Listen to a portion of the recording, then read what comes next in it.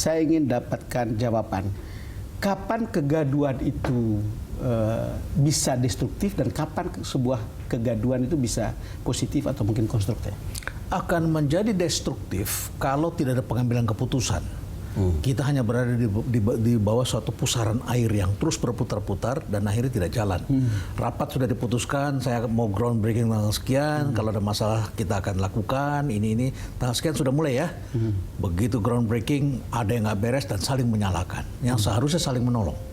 Dan kemudian tertunda sampai sekarang tidak dibangun misalnya. Itu adalah jadi destruktif karena opportunity banyak hilang, kesempatan kerja yang harus diciptakan hilang, ketidakpercayaan dari luar negeri akan muncul, investor tidak percaya, dan akhirnya kita tidak bisa mencapai pertumbuhan yang kita inginkan. Itu destruktif.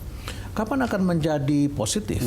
Adalah ketika kemudian menyadari, enggak loh, saya sudah lakukan loh, saya sudah siap. Nah, itu you cek ke saya deh. Nanti saya bantu. Artinya dalam rangka check and balance itu akan jadi positif. Ya, saling. Sudah ada masalahnya di anak buah Anda. Coba deh tanggal sekian, saya akan bantu deh. Kasih saya ini kekurangannya. Misalnya seperti itu. Prof, ini kegaduhan ini kan bukan cuma blok Masela seperti saya buka tadi, itu banyak sekali. Banyak sekali. Saya karena beberapa kegaduhan itu saya interview Presiden Jokowi di Istana Bogor beberapa waktu. Coba kita dengar. Baik.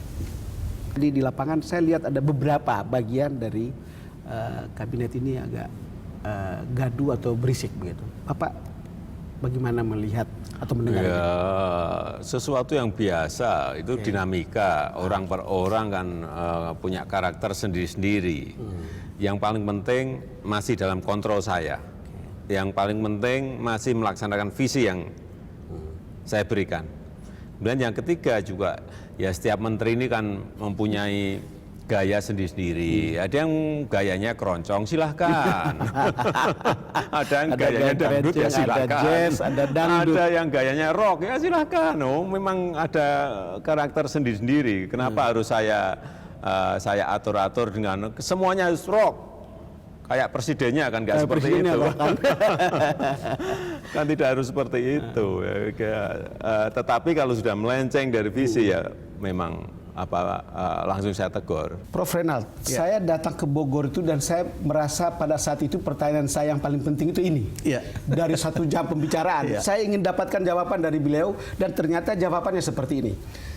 Yang penting kontrol itu di tangan saya, tetapi juga dibuka kebebasan gaya orang per orang, silakan dangdut, rock, nah keroncong dan seterusnya. Coba kalau lihat perkembangan itu kemudian, Prof, apa tanggapan Anda? Ada beberapa catatan saya. Pertama tadi beliau itu yang saya maksud bijaksana, ya, tidak mempertajam keributan, tapi kemudian mengambil sebagai orang tua, walaupun ada lebih tua, tapi sayalah pemimpinnya di sini, begitu ya. Bijaksana, dia tidak mempertajam. Ya. Saya kira ini yang tidak dimiliki oleh para menterinya, ya, yang senang berkelahi, yang senang bikin ribut. Ya. Mereka berpikir panggung yang disukai itu adalah panggung konflik. Yang kedua adalah yang menarik adalah ini tidak akan jadi masalah kalau presiden tidak mempersoalkan waktu. Tidak ada constraint waktu, tidak ada time management. Tapi kita semua tahu Presiden Jokowi ini adalah orang yang bergerak sangat cepat. Dan beliau bilang nanti berapa bulan lagi saya akan periksa sudah dibangun atau belum, sudah diinikan belum, ya. Nah, kalau ingin dapat hasil yang cepat, karena infrastruktur ini normalnya memang tidak bisa dibangun secepat ini. Tapi di tangan dia pengen cepat. Dan sedangkan kelompok lain mengatakan terlalu cepat, terburu-buru. 3 bulan turun, lihat 3 bulan turun dan sebagainya. Nah, kalau perilaku menteri-menterinya itu konfliknya di bawah kontrol saya, tetapi mereka tetap bertengkar, ini izin tidak keluar. Yang seharusnya kan dipercepat izin itu, bukan diperlambat, begitu ya. Nah, jadi ini yang bisa mengganggu kinerja nanti. Jadi saya melihat dia menyampaikan mencoba untuk bijaksana. Ya. Yang ketiga, jangan lupa presiden kita ini adalah seorang juru bicara. Lama dia tidak pakai juru bicara, baru sekarang dapat Johan Budi. Ya. Nah, Johan Budi ini mencoba menerjemahkan apa maunya presiden mencapai. Sementara sebagian menteri itu merasa Pak Presidennya ngomong begitu. Yang ngomong adalah Johan Budi. Ini ada 2 strategi yang berbeda. Ya. Yang pertama adalah semua orang dipanggil presiden dan semua orang akhirnya patuh karena mendengar sendiri dari suara presiden. Yang kedua adalah semua orang mendengarkan presiden, kemudian Johan Budi mau menunjukkan kepada publik, enggak kok udah akur nih, nggak ada masalah. Tetapi di depan publik, menteri-menteri itu mengatakan, lain lagi. Lain lagi ya. Lain lagi karena presidennya tidak ada di situ. Ya, nah kalau dalam hal ini presiden mendiamkan, ya, saya kira ini akan bisa menjadi presiden yang buruk. Oleh karena itu memang harus tahapan berikutnya adalah presiden bicara dari hati ke hati. Kenapa ini? Dari hati ke hati. Dari hati ke hati. Kenapa Pak Don? Begini, ini peradaban terbuka dan kamera branding. Semua orang bertingkah pola berakting di depan kamera. Semua orang melihat ada panggung kan, ada panggung terbuka. Dan semua orang merasa bahwa dia tidak bekerja kalau tidak muncul di depan kamera televisi. Di peradaban media. Ini peradaban media kamera sekarang saat ini. Itu satu. Yang kedua, mereka dievaluasi berdasarkan tampilan dari media, berkinerja atau tidak. Ya. Dan yang ketiga adalah karena sekarang ini mereka ini dalam kondisi psikologis juga terancam reshuffle selalu. Ya. Dengan kondisi terancam reshuffle, mereka akan main silat begitu ya, cari cantolan di mana. Nah, dalam hal itulah ketua-ketua partai akan mempunyai akses langsung kepada para menteri. Kita kembali lagi dengan statement Jokowi tadi, Presiden Jokowi maksud saya.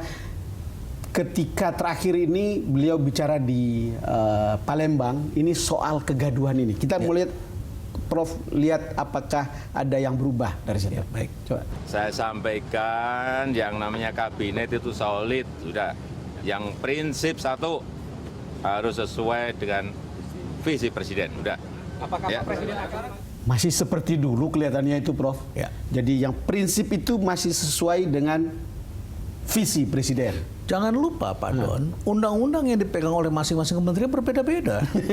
Undang-undang pelayaran mengatakan A tentang konsesi, undang-undang BUMN mengatakan B, di undang-undang yang lain mengatakan keuangan negara dan sebagainya mengenai perlunya semua adalah tender. Di undang-undang di peraturan menteri BUMN yang mengatakan kalau setelah berapa kali tidak berhasil melakukan tender boleh tunjuk langsung. Tapi diperiksanya ternyata tidak demikian. Ini banyak orang mempunyai aturan yang tidak sama satu sama lain. Saya kira ada dua hal yang harus dilakukan oleh presiden. Yang pertama adalah sinkronisasi peraturan.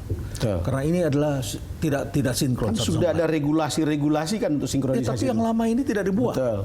Ya, itu yang pertama. Yang kedua adalah penyederhanaan prosedur di pemerintahan. Terlalu banyak misalnya harus keluar dulu peraturan ini maka akan keluar izin ini. Tetapi peraturan ini selesai, izin ini tidak keluar.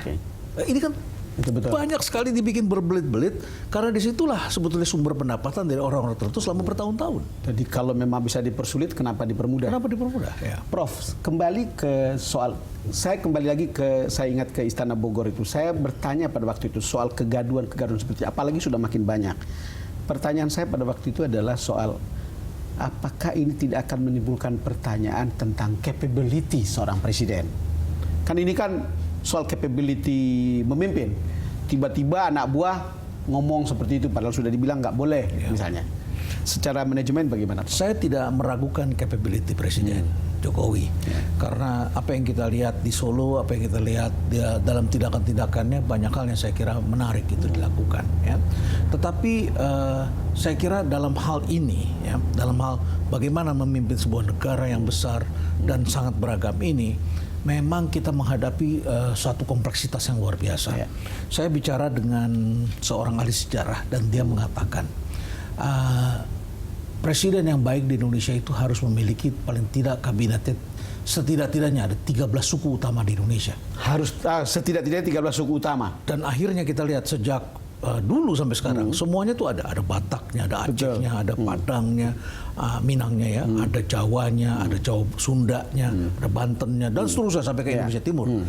Ini kan adalah sebuah kabinet keterwakilan, kabinet Nusantara, Persatuan Indonesia, keterwakilan yang berbeda antara apa yang kita rencanakan dengan apa yang kita pilih.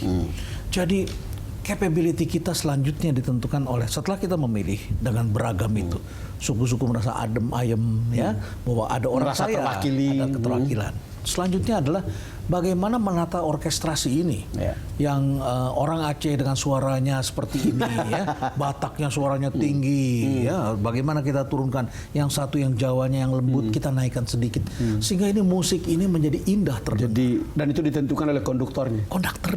Dan sebelumnya harus ada yang menyelaraskan dulu, harus diselaraskan dulu warna musik dan lain sebagainya. Nah, inilah tugas kita bersama bagaimana menata. Saya kira Presiden sudah sangat mudah ini. Panggil empat mata heart to heart dengan Pak Rizal Ramli, dengan menteri-menteri yang lain, ya, Sudirman Said. Saya kira orang kita semuanya bermain dengan perasaan. Kalau mereka perasaan disakiti, mereka akan membalas dengan rasa sakit. Dan pemimpin seperti ini tentu saja sangat dirindukan oleh masyarakat. Bicara. Jadi Pak Jokowi, saya mohon agar Bapak memanggil mereka. Sambil minum kopi selesai urusan. Prof, kita jeda lagi.